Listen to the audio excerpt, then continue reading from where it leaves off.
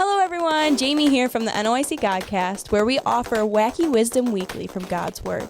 On today's episode, we are going to be talking about being a new creation and what that looks like in our lives.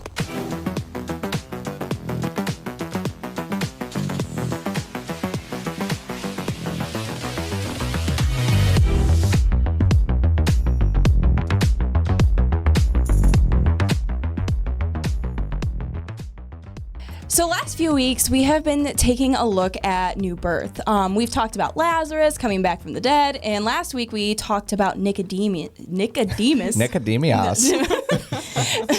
Nick at night, asking Jesus how to get to heaven, and was told that he would have to be born again, and that threw him through a loop. Only to be explained that, he just needed to be born again spiritually and not physically. Thankfully, we don't have to do that. Right. Yes. This week, I want to focus on what being born again or having new birth actually looks like. Galatians 5:1 says, "Stand fast, therefore, in the liberty wherewith Christ hath made us free, and be not entangled again with the yoke of bondage." To start out, we need to realize that once we are saved, we are a completely new person. This means that we no longer have to be held down by the sin that we have done, nor do we have to suffer in the sin that is around us. And then verses 2-6, it says, "Behold, I, Paul, say unto you, that if ye be circumcised, Christ shall profit you nothing. For I testify again, that every man that is circumcised, that he is a debtor to do the whole law. Christ is become of no effect unto you. Whosoever of you are justified by law, ye are fallen from grace. For we through the Spirit wait for the hope of righteousness by faith. For in Jesus Christ neither circumcision availeth anything, nor uncircumcision, but faith which worketh by love." For some context, this passage was written by Paul to the church of Galatia, because there were teachings that if you were a believer of Christ, that you had to have circumcision in order to be truly saved. Now, while I don't believe that everyone around the table believes that to be true today, not to everyone, I do think that it's very important to recognize that our salvation is not based on what parts of the law that we can keep. It specifically says that if all you are worried about is following the law, that Jesus is nothing to you, and that if you're justified by the law, then you are not in God's grace. Now, this does not mean that you get to go and do whatever you want. That is very evident throughout the Bible, and actually Paul says in Romans 6 that what shall we say then? Shall we continue in sin that grace may abound? God forbid. However, what does this mean? That as a new creation, that you have to have faith in Jesus and do things, or that means that we have to have faith through Jesus and do things out of love and not legalism. I think that's the problem, is that we want people to do the things, we want them to be fixed really quickly. Like when someone comes in, gets saved, we're like, okay, well, you need to stop doing all that you're doing now. But they haven't learned to love him. And so if they're making those changes aren't really meaning anything. They're just things that we're telling them to do. It's no different than going to school and finishing a test. It doesn't do anything in your life. That's kind of back to Nicodemus last week, when Jesus tells him, like we talked, I think we ended it with this last week, that Nicodemus was a Pharisee. Like he was a great teacher. Like he was a legalist. And so if that's what it took, was keeping rules and laws, then he would have already been saved. Like, but Jesus makes the point that no, you have to be born of the Spirit. And so what that means is God has to reside inside of you, and you now love what he loves and hate what he hates.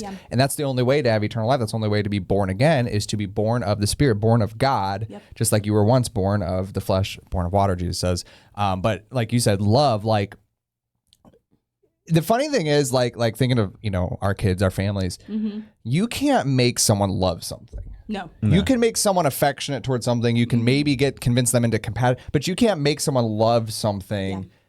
Like I can't make you love something. I can show you why you should love something, but I can't make you love something. God does. God burrows down inside of us and gives us his desires. We love him because he first loved us. And so we love the things he loves, even though we may have at one time had no interest in his things. We now love the things of him because it's his love in us that makes us love. Does that make sense? And so I think that's just so clear. Like we were actually just talking about this right before we pushed record.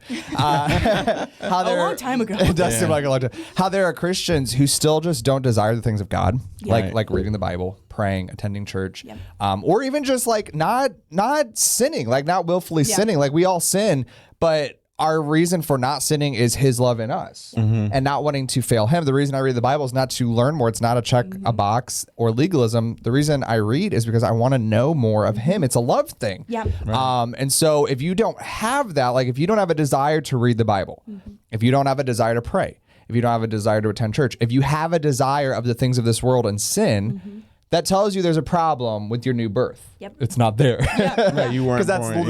That's literally what that born of the Spirit does. Is the Spirit of God now tells you, it shows you, it points you, it changes you into new appetites. Now it changes you and everything else, but like you're still like have your flesh. Okay. Oh yeah. So you become born again, and like just looking at my past, like it's like so some things are evident right away of what, you know what I mean? Okay, like I don't want to do that no more. You know what I mean? And at first it's like, I don't want to do that no more because it's displeasing to God. You know what I mean? So for example, like if you have a married couple and one or the other stops doing something simply because it's like, okay, my wife doesn't like doing this, so I'm not going to do it no more. But there's no feeling behind it. It's just like, I'm going to resist doing it. Like I still want to do it, but I'm not going to do it. Okay. So I believe like when you're a new creature, you find like from reading your Bible, you quickly learn like, ooh, I can't do that no more. Okay. So you don't do it no more. You still want to do it, but you don't do it anymore. And then as time passes, you grow to a point where you don't need to say, I'm not, you know, you are no longer holding yourself back from doing it because now you actually don't want to do it anymore. You know? I think it's okay if I keep hijacking. I feel like I've probably said this on this podcast before because this is one of my favorite illustrations and I've used it everywhere all over the place. But it just fits in really well here. So Spurgeon has this illustration that, you know, if we have up here 2 buckets and one bucket is filled with slop and one bucket is Nicodemus. He became a chicken. One bucket is filled with chicken, fried chicken, steak, whatever. And we open up, you know, the doors. And in comes a pig. A pig, because of its appetite and its nature, is going to go to the bucket of slop. It's going to stick its head in the bucket of slop, and it's going to eat the bucket of slop. Why? Because it's a pig. But if, Spurgeon says, he snaps his fingers and turns that pig with his head in the bucket of slop into a man, that pig, now man, is going to lift his head up because he's no longer going to have an appetite for slop because he's now a man. And he's going to smell steak. And he's going to come over to the bucket of steak and he's going to start eating the bucket of steak. Why? Because his appetite has changed. He's not been made different, pig-ish man. He's been made into a new creation completely. His appetite has changed. His desire has changed. He's no longer a pig. He doesn't want the things pigs want. He's now a man. He wants the things man wants. That's what God says has to take place if you are a Christian.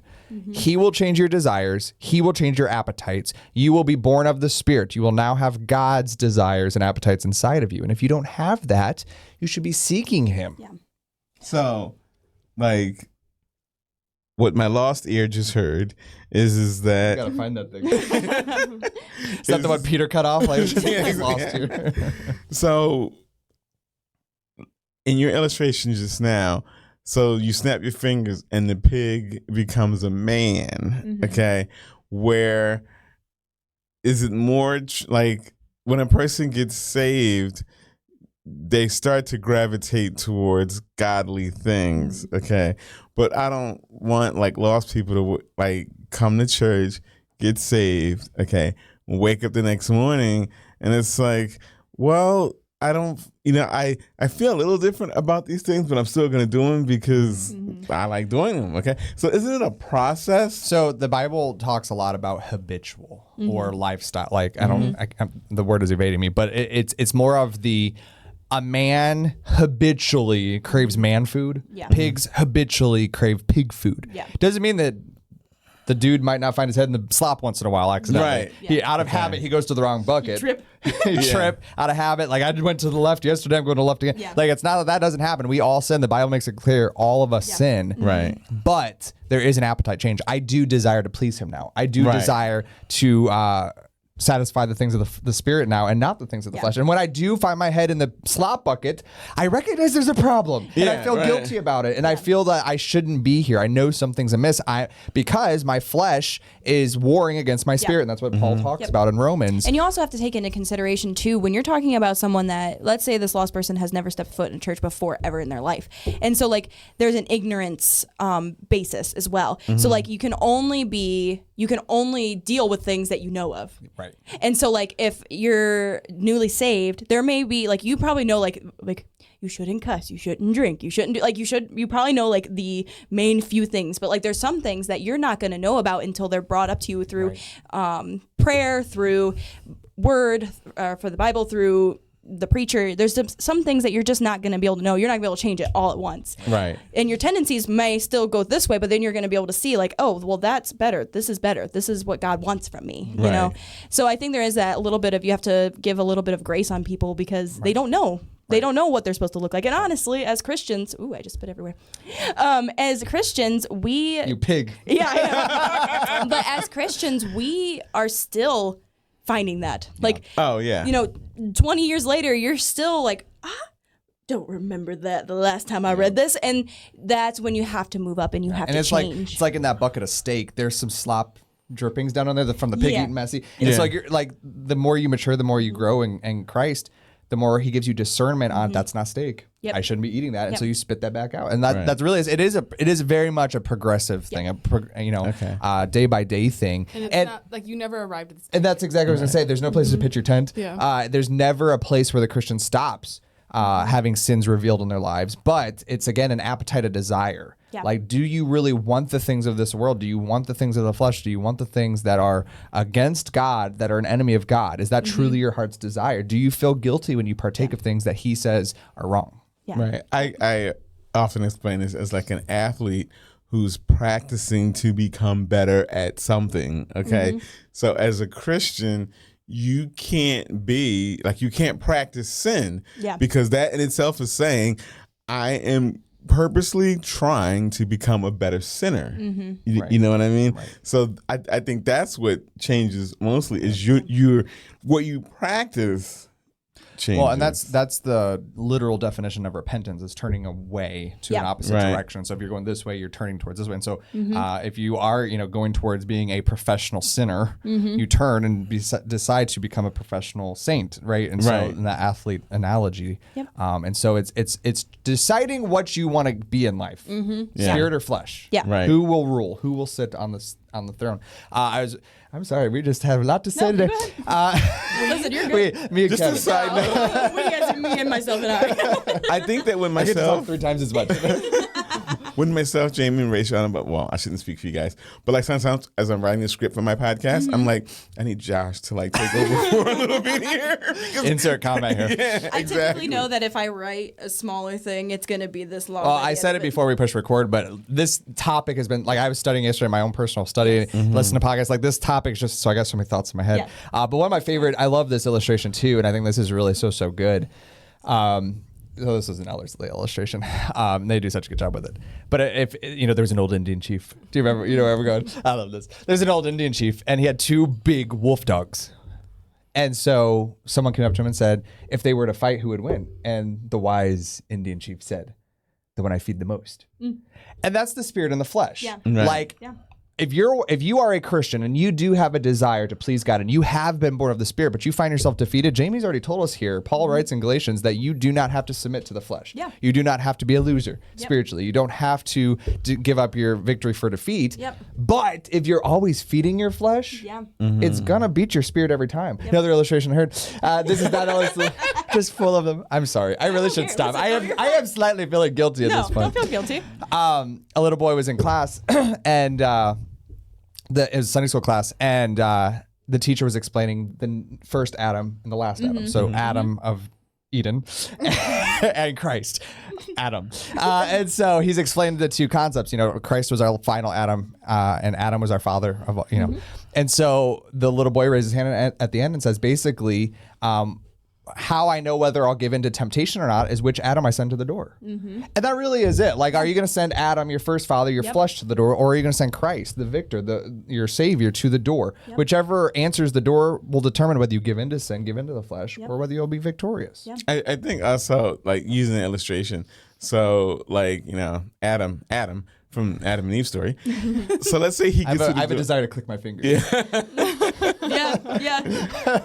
Some of you did not get that, and it's They sad. should, because it's a new thing again. It's coming back. Like it's like the Wednesday show. There's I like go a to whole church on Netflix Wednesdays. thing Come out on of Tuesdays? Wednesdays. They should. But it's like CJ it's smiled like a at that. I spinoff just of want everyone to Wednesday know. Addams. Oh, interesting. So sorry. It's okay. So, you know, OG Adam answers the door, okay? But that doesn't mean that we should stop Christ Adam from going to the door also. Because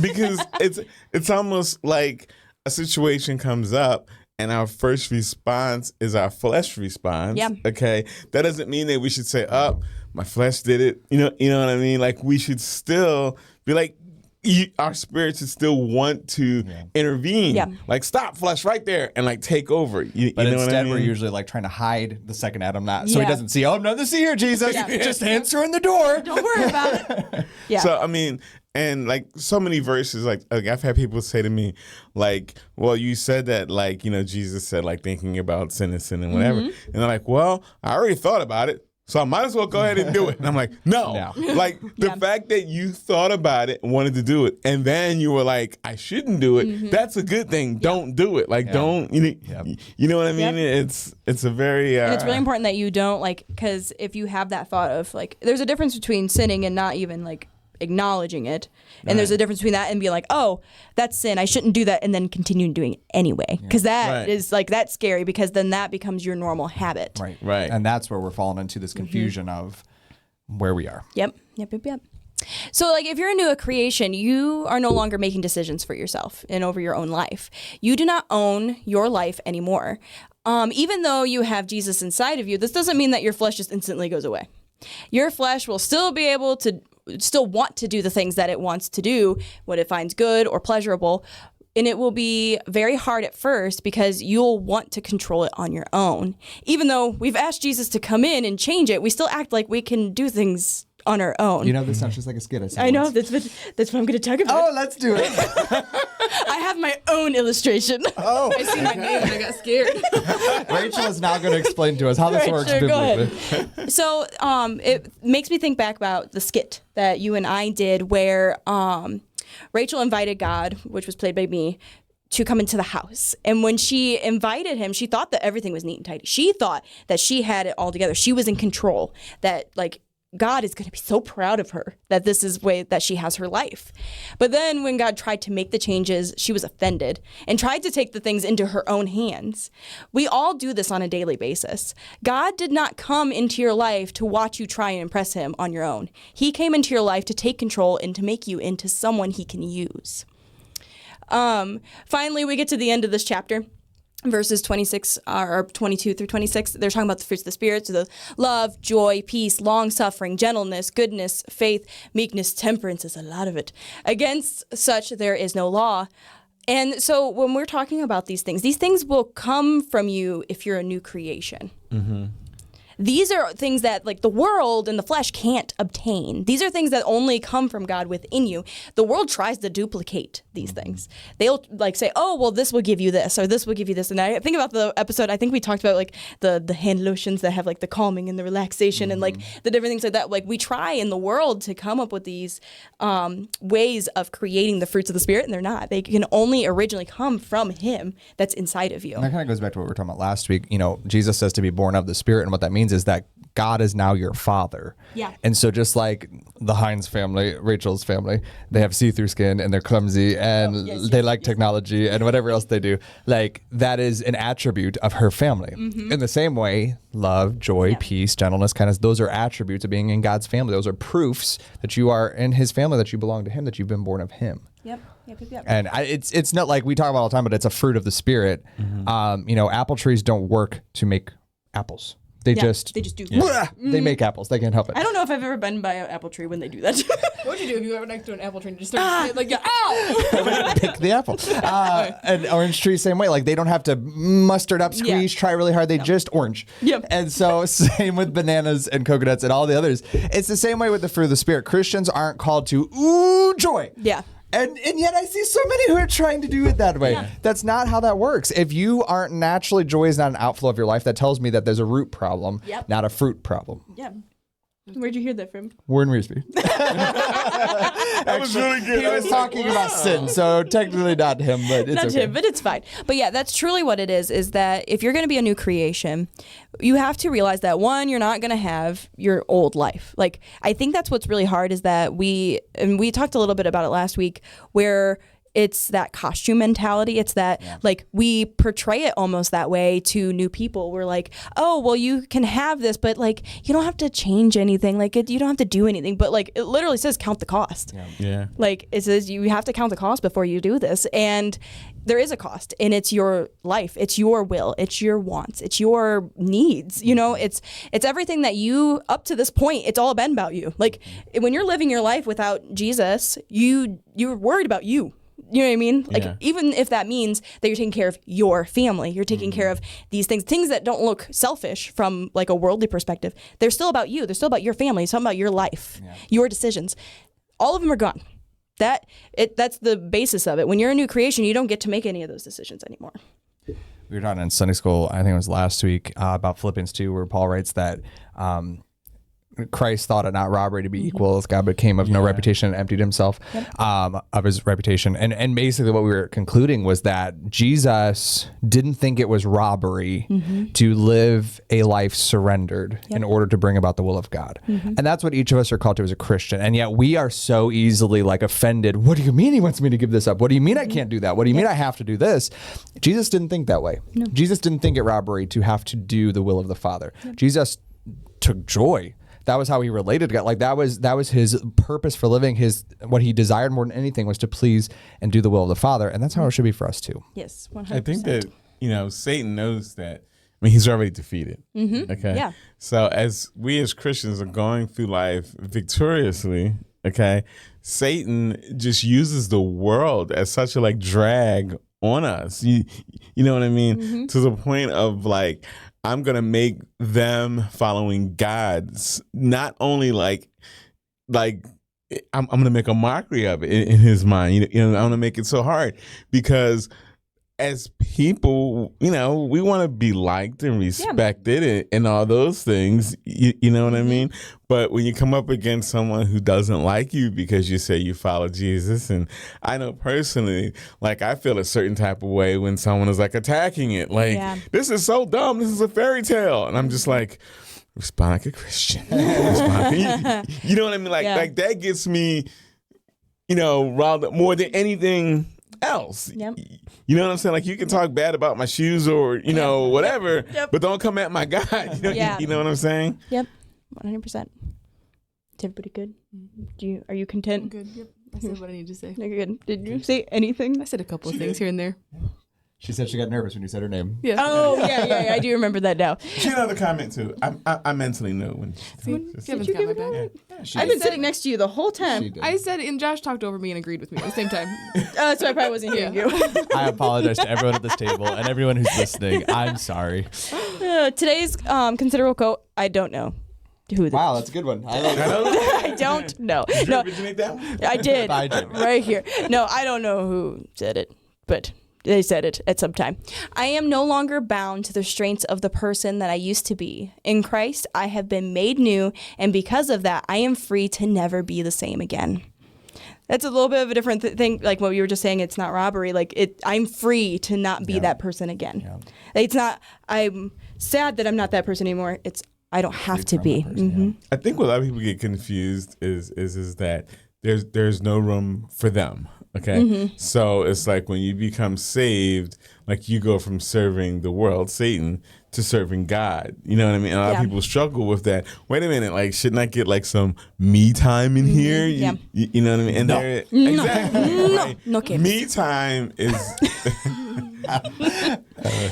me time by like you're not doing God's will, you're doing your will. You know, and there's no gray area. So if you're not doing God's will, you know. Yep. Edna. Edna. I just had to. Mode. It's mode. Mode? Mode. Oldest version. Mode. Edna. Mode. Mold. MODE. Like you changed the mode. Mole. Okay, so like the thing is like we're making a joke, but this is really how we talk. And then we all leave with different words. That's true. Today's featured content is Born Again by Third Day. That's almost as old as Kevin. I know. I was almost gonna look up the thing, but that then I song didn't is want from to. the Nixon era. The trivia last week. Whose trivia was it? That was me. You. The answer was A, Word of God. Tiffany McDonald was the first one, so way to go, Tiffany. Good job there. Golf claps from the girls. Yeah. And then this week's is how many times is the word birth used in the New Testament? A, 5, B, 10, C, 15, or D, 20. Thank you for keeping those in order. You're welcome. I thought about mixing them up, but then I'm like, I'm going to mess them up if they're not in the right order. All right. So, and then the birthday announcements. Happy birthday to everybody this week. We have Jacob Higginbotham. We have Ross Durfee. That's one of ours. Robert Palmer. I don't do I have to say the Bob? It's in quotation marks. Bob. Yeah. Bob. And Summer Hall. Sort of one of ours. Yeah. Riley Hammock and then Justin Spencer. You guys have where? I said Summer Hall. Tonya Walker. Oh, I did miss that one. I am so sorry. So Tonya sorry. Walker.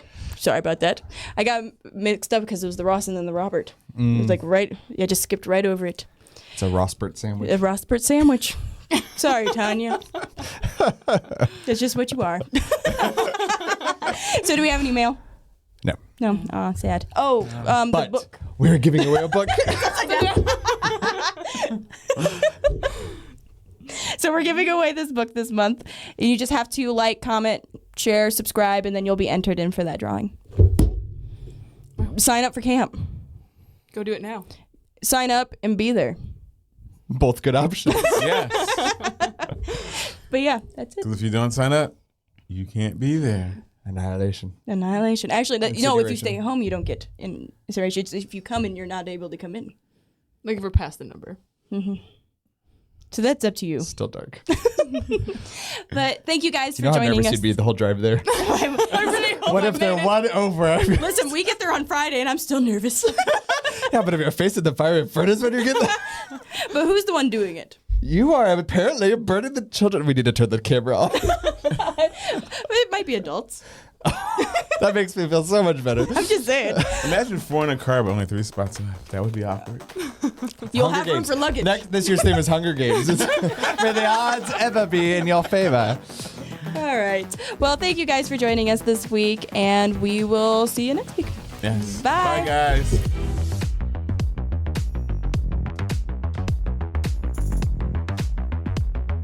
New York to San Francisco to make you want to do the disco? New York. No. The Colonel Sanders, or no, Six Flags. Six Flags. Oh, It's yeah. not Colonel Sanders. I know. What does chicken have to do with anything? He looks like Colonel Sanders. The guy that dances in it. Yeah. The Six Flags. The The Six Flags Six guy. Flags guy was Yeah. bald and had a bow tie and glasses and no facial hair. Was he bald? I thought he had white Yes. hair. Now wait, this is serious. I don't care who is president. I know who dances to songs on Six Flags. I'm pretty sure it's just like Colonel Sanders. I don't even know what to type in. Six Flags guy. Old man for Six Flags. Six Flags mascot. It's just gonna be some guy riding a Six Flags ride. Oh, he's bald. Bald, I bow tie and glasses. Watch. Now let's all pause and reverence for the moment. Whose mind was best on this scenario? I I remember mean, one time out of like Let me have the win.